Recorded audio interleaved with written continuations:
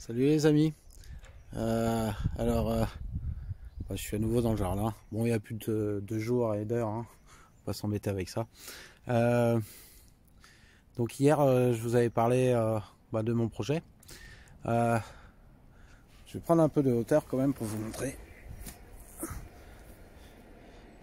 Juste dans cet espace-là, en fait, j'ai planté pas mal de pommes de terre déjà. Sur le cercle extérieur, j'ai mis un bulbe la largeur d'une main en fait. Enfin, j'ai mesuré avec mes doigts comme ça tout simplement. Alors c'est un peu trop serré, mais c'est vrai. Mais bon, euh, il- comme j'ai retiré la couverture du sol, il va m'en falloir une rapide. Et j'ai semé donc également des salades et des radis de 18 jours. Pourquoi? Parce que ils vont venir avant les pommes de terre et les salades et, et m'occuper l'espace assez rapidement, pardon. Et ensuite viendra les salades. Alors bien sûr, j'ai conscience que la méthode de récolte va être différente. Je vais avoir plutôt des jeunes pousses de salade. Peut-être que j'arriverai à en faire grossir une ou deux de plus, on verra. Euh, on verra comment ça fonctionne. Mais si on prend un peu de recul, on voit que j'ai semé déjà pas mal de trucs sans avoir trop dégradé la couverture du sol. Et je trouve déjà que c'est un résultat plutôt intéressant. Euh, il faudra le vérifier en voyant si ça pousse ou pas après. Là par exemple, j'ai une bête à carde qui pousse, qui était déjà là. Donc je l'ai préservée.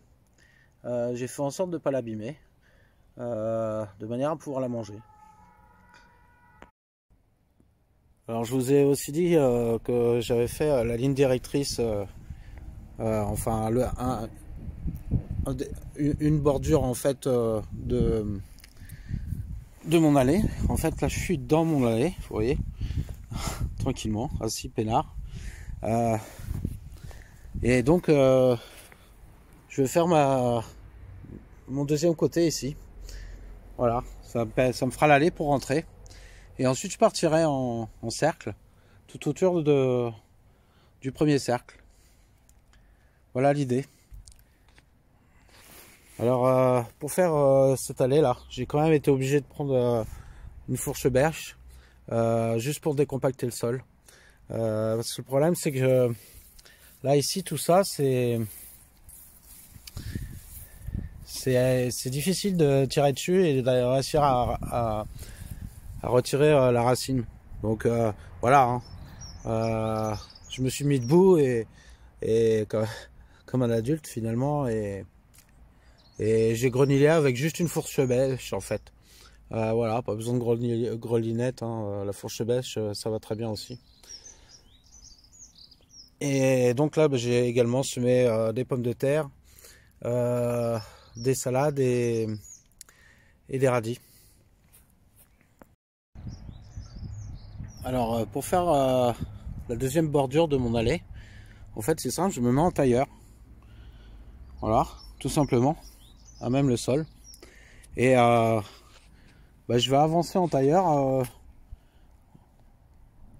de manière à faire une allée qui soit aussi large que moi.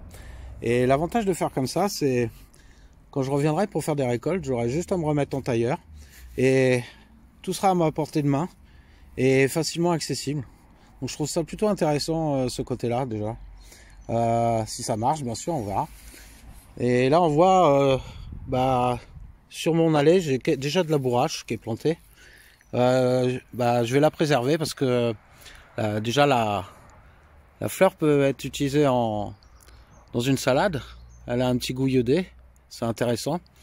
Et c'est une plante très mellifère qui va attirer les insectes. Donc je la préserve, je vais pas la retirer. Voilà, je vais peut-être un petit peu débroussailler là pour semer un peu de salade ou autre chose, je sais pas encore. Peut-être un peu de persil. Et voilà, je vais avancer et je vous montrerai un peu plus tard le résultat. Alors voilà comment je procède, je me mets dos à la première ligne que j'ai faite. Et pour être à peu près droit, en fait, je désherbe ce qu'il y a à ma portée de main uniquement. Voilà, donc ça ne me demande pas beaucoup d'efforts. Je suis assis, donc je suis à l'aise. Parce que travailler à genoux, c'est jamais agréable. Voilà, je vais désherber comme ça, en me déplaçant. Comme ça, j'aurai une ligne droite, à peu près. Hein. C'est pas, voilà quoi. Ça n'a pas besoin d'être parfait non plus. Hein. Voilà. Et une fois que j'ai désherbé, je viens recouvrir mon allée en fait. Comme ça, mon allée est paillée. Voilà.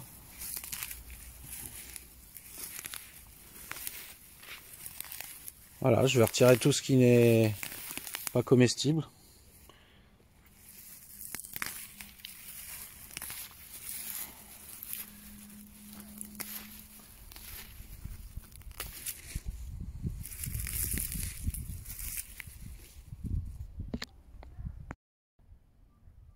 Alors ensuite, je travaille pas le sol, hein. J'ai juste désherbé. Et ensuite, j'utilise un plantoir à bulbe, ce qui permet de pas trop déranger le sol à côté. On voit, il y a des fourmis là. Je sais pas si vous les voyez. Ils sont où? Voilà. Donc je vais pas les perturber trop. On voit, elles sont pas trop paniquées. Je les ai pas trop embêtées. La fourmilière doit être là. Et voilà. C'est compliqué, mais bon, vous voyez comment on fait. Hein. Ensuite, on retire un peu. Bon, moi, j'ai une terre qui est très sableuse. Alors, ça fait pas une motte quand on tire le plantoir. Voilà, donc je gratte un petit peu. Et puis, je coupe ma pomme de terre en deux parce que je peux pas la mettre très profond. Voilà. L'idée, c'est pas grave si je la plante pas trop profond, ma pomme de terre. Le problème, c'est quand elle va pousser, il va falloir que je lui apporte, que je la paille en fait. Et à ce moment-là, j'utiliserai ce que j'ai désherbé de mon allée, tout simplement.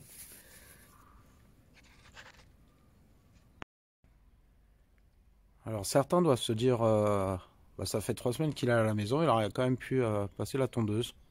Bon, dans un sens, ça peut se comprendre. Mais en fait, il pleut pas là depuis 3 semaines. Donc si je la tonds maintenant, bah, je vais la blesser. Elle va être obligée d'évaporer beaucoup d'eau, d'utiliser beaucoup d'eau dans le sol. J'ai déjà une terre qui est sèche, qui est sableuse. Bah, en fait, pour faire une cicatrice et puis après repousser quoi. Et je pense que on va de plus en plus vers des étés secs et chauds. Et je pense que c'est pas une bonne idée de couper l'herbe. On voit les municipalités maintenant privilégient le fauchage tardif. Donc bah voilà pourquoi j'ai pas tondu ma pelouse encore. Alors il prévoit de la pluie a priori dimanche et lundi. Donc ce que je vais faire, je vais attendre patiemment samedi, voire vendredi soir pour la tondre. Voilà. Je pense que ça sert à rien que je la tonde maintenant. Elle va souffrir après de la sécheresse. Et à la limite, si vraiment je devais la tondre bah, pour que des enfants jouent, etc., je privilégierais de la tondre le soir, en fin de journée, de manière à ce qu'elle puisse cicatriser dans la nuit quand il fait pas trop chaud et qu'elle évapore pas trop d'eau. Voilà pourquoi je fais ce choix-là. Alors par contre, bah, dans ma pelouse, j'ai beaucoup de pâquerettes. Donc je suis pas resté à rien faire quand même. J'ai décidé d'en cueillir quelques fleurs. Faut savoir que la pâquerette, elle est dépurative, c'est-à-dire qu'elle nettoie, un peu le métabolisme. Elle est légèrement laxative, calmante et légèrement diurétique et sudorifique. Donc elle a plein de propriétés en fait, cette toute petite plante. Donc voilà, bah, j'en ai cueilli un peu et puis alors j'ai pas de clé mais j'ai trouvé de quoi la faire sécher à la maison tranquillement. Et comme ça je pourrais m'en faire une tisane ou la mélanger avec d'autres fleurs. Alors là-bas, donc j'ai un lilas là qui est en fleurs.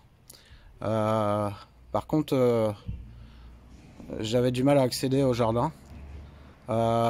Donc il a fallu que je cueille, enfin que je coupe un petit peu de branches qui me gênaient. Euh, mais je me suis dit qu'est-ce que je vais en faire? Et bah déjà dans un premier temps un bouquet, tout simplement, que j'ai mis à la maison. Voilà, ça sent bon, c'est agréable. Et ensuite le lilas, on peut l'utiliser aussi pour faire un thé, en mélange avec un thé par exemple. Ça lui donne un bon petit goût. Euh, donc, je vais le garder en bouquet et puis quand les feuilles commenceront à être sèches, je les récupérerai et, et je me les mélangerai dans un thé. Voilà. Le lilas a aussi plein de propriétés médicinales, hein, c'est assez peu connu. Et vous pouvez aussi utiliser les fleurs avec parcimonie dans une salade pour décorer. C'est comestible, hein, les fleurs de lilas. Voilà, donc en fait ma démarche c'est de me dire bon ça me gêne, il faut que je le retire. Euh, mais comment je peux le réutiliser en fait au mieux? Voilà un peu ma démarche. Il faut que je coupe mon herbe, mais comment je peux faire pour le faire dans les meilleures conditions possibles et voilà, ne pas réagir de façon impulsive et me dire qu'est-ce qu'il y a le mieux à faire. Voilà, je pense que c'est mieux que j'attende tranquillement, qu'il y ait une période de pluie avant de la couper. Euh, c'est une autre façon de réfléchir en fait. C'est le non-agir. Euh, on agit si on est obligé, mais avant d'agir, on essaye de se demander ce qu'on va faire avec finalement le déchet qu'on est en train de produire.